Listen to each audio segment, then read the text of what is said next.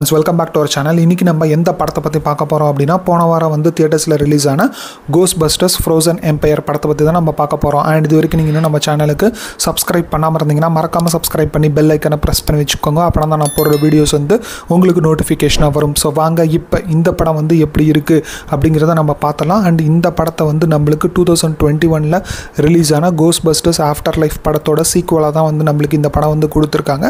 எப்படி வந்திருக்கு அப்படிங்கிறத நம்ம பார்த்தலாம். அண்ட் இந்த படம் வந்து தியேட்டர்ஸில் இன்னும் அவைலபிளாக இருக்குது. ஸோ இது வரைக்கும் நீங்கள் இன்னும் பார்க்கல அப்படின்னா பார்த்துட்டு எப்படி இருக்குது அப்படிங்கிறத மறக்காமல் கமெண்ட்ஸில் சொல்லுங்கள். பார்த்துருந்தீங்கன்னா உங்களோட ஒப்பீனியன் என்ன அப்படிங்கிறதையும் மறக்காமல் கமெண்ட்ஸில் சொல்லுங்கள். நம்மளுக்கு ஒரு டவுட் இருக்கும் சில படங்கள்லாம் பார்க்குறப்ப, இந்த படம்லாம் ஏன் வருது, எதுக்கு வருது, அண்ட் அதே மாதிரி இந்த படங்கள்லாம் யார் ஃபாலோ பண்ணி பார்க்குறாங்க அப்படிங்கிற மாதிரியான கேள்வியெல்லாம் வரும் இல்லையா. எனக்கு இந்த படம் பார்க்குறப்ப எனக்கு அந்த கேள்வி தான் வந்துச்சு.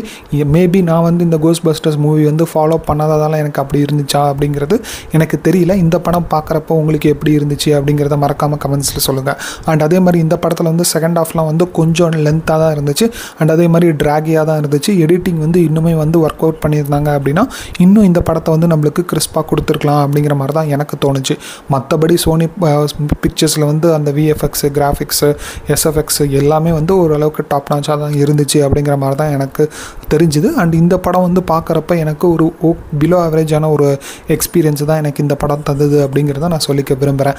அண்ட் இந்த படத்தை வந்து பார்க்குறதும் பார்க்காததும் நான் உங்களோட ரிஸ்கில் விட்டுறேன். சரி வாங்க இப்போ இந்த படத்தோட கதை என்ன அப்படிங்கிறத நம்ம லைட்டாக பார்த்தலாம். அண்ட் இந்த படம் வந்து நம்மளுக்கு 1904 காலகட்டத்தில் நடக்கிற மாதிரி தான் காட்டியிருக்காங்க. நியூயார்க்கில் நடக்குது அப்படிங்கிற மாதிரி தான் நம்மளுக்கு தெரியுது. அண்ட் அதில் வந்து ஒரு அசம்பாவிதம் நடந்திருக்கு அப்படிங்கிற மாதிரி தான் நம்மளுக்கு தெரியுது. அண்ட் அதே மாதிரி ஒரு குரூப் ஆஃப் ஆர்மி ஆஃபீஸர்ஸோ இல்லை போலீஸ் ஆஃபீஸர்ஸோ வந்து அங்கே என்ன தான் நடந்துச்சு அப்படிங்கிறது பார்க்கலாம் அப்படிங்கிற மாதிரி போகிறாங்க. அண்ட் அதில் வந்து ஒரு கதவு இருக்குது. அண்ட் அந்த கதவில் வந்து கை வைக்கிறப்ப ஒரு ஆஃபீஸருக்கு இந்த மாதிரி வந்து உரையிற மாதிரி அந்த கையெல்லாம் வந்து உரையிற மாதிரியான ஃபீல் வந்து அவருக்கு வருது. பட் இருந்தாலும் அவங்க உள்ளார என்ன இருக்குது தெரிஞ்சுக்கலாம் அப்படிங்கிற மாதிரி அவங்க போகிறாங்க. அப்போ தான் வந்து ஒரு விஷயத்தை வந்து அவங்க புரிஞ்சுக்கிறாங்க. எல்லாருமே வந்து பனிக்கட்டியில் வந்து உறைஞ்சிருக்காங்க அப்படிங்கிற ஒரு விஷயத்தை வந்து அவங்க தெரிஞ்சுக்கிறாங்க. கொஞ்சம் ஷாக்கிங்காகவே எல்லாத்தையும் வந்து அவங்க பார்த்துட்ருக்காங்க. அப்போ தான் வந்து அங்கே ஒரு லேடி மாதிரி ஒருத்தவங்க இருக்காங்க. அவங்க ஒரு சின்ன உருண்டையை வந்து வச்சுக்கிட்டு இந்த மாதிரி வந்து மூச்சு விட்டுட்டு இருக்காங்க அப்படிங்கிற மாதிரி நம்மளுக்கு சொல்லுது.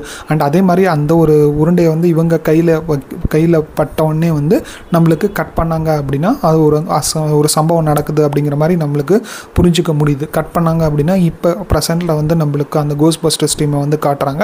அவங்க வந்து இந்த மாதிரி பிரச்சனைலாம் வரப்போ கோஸ்ட் மூலமாக பிரச்சனை வரப்போ அவங்க வந்து சரி பண்ணுற மாதிரி தான் நம்மளுக்கு காட்டிகிட்ருக்காங்க. இப்படி இருக்கிறப்ப நம்மளுக்கு அந்த மேயர் வந்து என்ன சொல்கிறாங்க அப்படின்னா, நீங்கள் வந்து பண்ண விஷயம்லாம் போதும், நீங்கள் வந்து நிப்பாட்டுறது பெட்டர் அப்படிங்கிற மாதிரி நினைக்கிறேன் அப்படிங்கிற மாதிரி சொல்கிறாங்க அந்த டீமில். பட் ஆனால் அவங்க வந்து இதை கேட்குற மாதிரி இல்லை.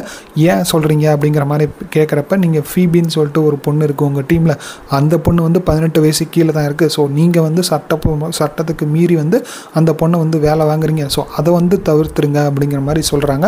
உடனே இவங்களுக்கு வந்து கொஞ்சம் வந்து கோவமாகுது. சரி ஓகே, நாங்கள் வந்து அவங்கள வந்து விட்டுட்டு நாங்கள் வந்து எங்கள் வேலையை கண்டினியூ பண்ணுறோம் அப்படிங்கிற மாதிரி கோவமாக வந்து பேசிட்டு கிளம்பிடுறாங்க. ப்ளஸ் அது மட்டும் இல்லாமல் அவர் என்ன சொல்கிறாருன்னா, நீங்கள் வந்து மக்களை காப்பாற்றுறங்கிற பேர் வழியில் நீங்கள் வந்து நிறையா வந்து பொருள் செலவெல்லாம் வந்து டேமேஜ் பண்ணுறீங்க. அண்ட் அதே மாதிரி பொது ப்ராப்பர்ட்டிஸை வந்து டேமேஜ் பண்ணுறீங்க.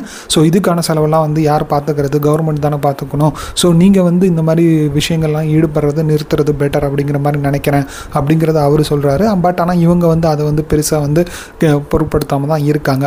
ஸோ இப்படி இருக்கிறப்ப ரேன்னு சொல்லிட்டு ஒருத்தர் இருக்கார், டாக்டர் வந்து அவர். ஸோ அவர் வந்து கிட்டத்தட்ட சயின்டிஸ்ட். என்ன சயின்டிஸ்ட்னா பேரனாமல் ஆக்டிவிட்டி பார்க்குற ஒரு சயின்டிஸ்ட்டாக வந்து நம்மளுக்கு காட்டுறாங்க. ஸோ அவர் வந்து இந்த மாதிரி பொசஸ்டான ஆப்ஜெக்ட்ஸில் வந்து உண்மையாலுமே வந்து பேய் இருக்கா இல்லையா அப்படிங்கிறத வந்து அவர் கண்டுபிடிக்கிற ஒரு சயின்டிஸ்ட்டாக வந்து அவர் இருக்கிற மாதிரி நம்மளுக்கு காட்டுறாங்க. அப்போ தான் வந்து நதீம்னு சொல்லிட்டு ஒருத்தர் வராரு. அவர் வந்து உருண்டையாக ஒரு ஆப்ஜெக்டை வந்து பால் மாதிரி ஒரு ஆப்ஜெக்ட் இருக்குது. அந்த ஆப்ஜெக்டை வந்து அவர் கொடுத்துட்டு, இந்த ஆப்ஜெக்ட்லேருந்து என்னமோ இருக்கிற மாதிரி எனக்கு தெரியுது. ஸோ இது வந்து நீங்கள் டெஸ்ட் பண்ணிவிட்டு எனக்கு எந்த அமௌண்ட் இருக்கோ அதை ஏற்ற மாதிரி கொடுங்க அப்படிங்கிற மாதிரி அவங்க கேட்குறாங்க. அண்ட் ஆரம்பத்தில் வந்து ரே வந்து கொஞ்சம் டெஸ்ட் பண்ணிவிட்டு இது வந்து பொசஸ்ட் ஆன மாதிரி எங்களுக்கு தெரியல, மேபி இது பொசஸ்ட் ஆனிச்சுன்னா அவங்க டெஸ்ட் பண்ணிவிட்டு நான் தரேன் அப்படிங்கிற மாதிரி சொல்கிறாங்க. பட் இருந்தாலும் அவர் வந்து சரி ஓகே என்ன தான் பண்ணிக்கிட்டு எனக்கு ஒரு அமௌண்ட்டை தாங்க அப்படிங்கிற மாதிரி கேட்க, சரி ஓகேன்னு சொல்லிட்டு அவங்களுக்கு நதீம்க்கு ஒரு அமௌண்ட்டை தந்துட்டு அவர் கிளம்பிடுறாரு.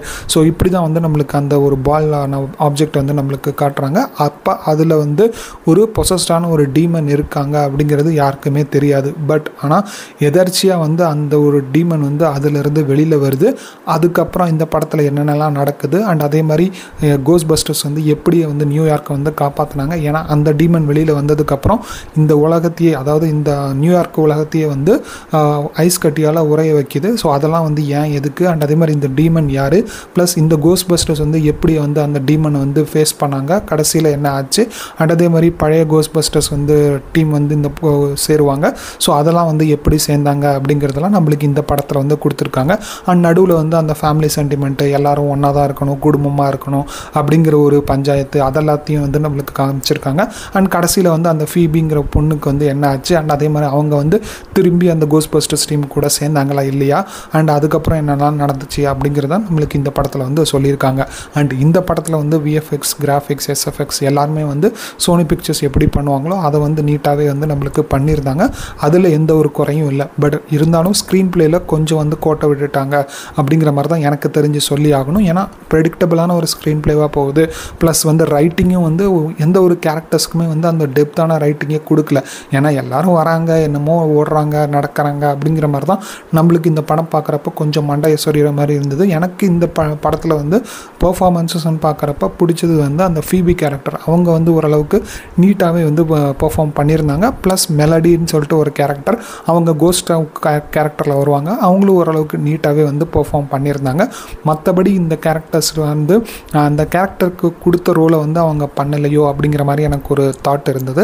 அண்ட் அதே மாதிரி என்ன தான் வந்து ஃபீபி வந்து இந்த படத்தை வந்து த்ரூ அவுட்டாக வந்து கேரி பண்ணுறதுக்கு ட்ரை பண்ணியிருந்தாலுமே கூட சப்போர்ட்டிங் ஆக்டர்ஸோட ரோல் வந்து இன்னும் கொஞ்சம் இம்பார்ட்டன்ஸ் கொடுத்துருந்தாங்க அப்படின்னா இந்த படம் மேபி ஒரு என்கேஜிங்கான ஒரு படமாக நம்மளுக்கு இருந்திருக்கலாம் அப்படிங்கிற மாதிரி தான் எனக்கு தோணுச்சு. அண்ட் இந்த படம் வந்து என்ன கேட்டிங்க அப்படின்னா இது வந்து எனக்கு பிலோ ஆவரேஜான ஒரு வாட்சாக தான் இருந்துச்சு. நீங்கள் இந்த படம் பார்த்துருந்தீங்கன்னா உங்களுக்கு எப்படி இருந்துச்சு அப்படிங்கிறத மறக்காமல் கமெண்ட்ஸில் சொல்லுங்கள். அண்ட் அதே மாதிரி இந்த படத்தில் வந்து பேக்ரவுண்ட் ஸ்கோரும் வந்து ஓரளவுக்கு நீட்டாகவே கொடுத்துருந்தாங்க. சினிமாட்டோகிராஃபியும் நல்லா இருந்துச்சு. இந்த படத்தில் வந்து பிரச்சனையே வந்து ஸ்க்ரீன் பிளேவும் அந்த ப்ரெடிக்டபிலிட்டி ஃபேக்டரும் தான். ஸோ இது வந்து கொஞ்சம் வந்து நம்மளுக்கு இன்னும் வந்து என்டர்டெய்னிங்காகவும் என்கேஜிங்காகவும் கொடுத்துருந்தா மேபி இந்த படத்தை வந்து நம்ம அந்த ஒரு டைம் ஸ்பெண்ட் பண்ணி பார்த்ததுக்கான ஒரு வர்த் இருந்திருக்கும் அப்படிங்கிற மாதிரி தான் எனக்கு தோணுச்சு. உங்களுக்கு எப்படி இருந்துச்சு அப்படிங்கிறத மறக்காமல் கமெண்ட்ஸில் சொல்லுங்கள். அண்ட் இந்த படத்தில் வந்து நம்மளுக்கு பால் ரூடோட கேரக்டர் வந்து நம்மளுக்கு கொடுத்துருந்தாங்க. அது வந்து ஒரு கொஞ்சம் டம்மி பண்ணிட்டாங்களோ அப்படிங்கிற மாதிரி தான் எனக்கு தெரிஞ்சது. ஏன்னா அவர் வந்து அந்த குடும்பத்து கூட சேரணும் அப்படிங்கிற மாதிரியான ஒரு கான்செப்ட்லேயே வந்து போனதால் அவரோட கேரக்டர் என்ன அப்படிங்கிறது நம்மளுக்கு கொஞ்சம் புரியாமல் தான் இருந்துச்சு. அண்ட் அதே மாதிரி கடைசியில் வந்து அந்த ஃபீபி கேரக்டர் வந்து அவங்கள்ட்ட வந்து அப்பா அப்படிங்கிற மாதிரி சொல்கிறப்ப அவர் கொஞ்சம் எமோஷன்ஸ் ஆகிறதும், ஸோ அதெல்லாம் வந்து கொஞ்சம் வந்து கிரிஞ்சாக தான் இருந்துச்சு. ஸோ இதெல்லாம் வந்து அவங்க அவாய்ட் பண்ணியிருக்கலாம் அப்படிங்கிற மாதிரி தான் எனக்கு தோணுச்சு. உங்களுக்கு எப்படி இருந்துச்சு அப்படிங்கிறதையும் மறக்காமல் கமெண்ட்ஸில் சொல்லுங்கள். அவ்வளோதான் ஃப்ரெண்ட்ஸ் இந்த வீடியோ பிடிச்சிருந்ததுன்னா லைக் பண்ணி ஷேர் பண்ணி கமெண்ட் பண்ணுங்கள். மறக்காமல் நம்ம சேனலுக்கு சப்ஸ்கிரைப் பண்ணாமல் இருந்தீங்கன்னா சப்ஸ்கிரைப் பண்ணி பெல் ஐக்கனை ப்ரெஸ் பண்ணி வச்சுக்கோங்க. அப்போனா தான் நான் போடுற வீடியோஸ் வந்து உங்களுக்கு நோட்டிஃபிகேஷனாக வரும். இதில் என்ன ஒரு கொடுமையான விஷயம்னா இதில் வந்து ஒரு சின்ன ஒரு என்கிரெடிட் சீனும் வந்து கொடுத்துருந்தாங்க. மேபி அடுத்த ஒரு பார்ட் வருமோ அப்படிங்கிற ஒரு பயமும் இருக்குது. ஸோ பார்க்கலாம் எப்படி கொண்டு போகிறாங்க அப்படிங்கிறத நம்ம வெயிட் பண்ணி தான் பார்க்கணும். தேங்க்யூ ஃப்ரெண்ட்ஸ், தேங்க்ஸ் ஃபார் வாட்சிங் திஸ் வீடியோ. பாய்.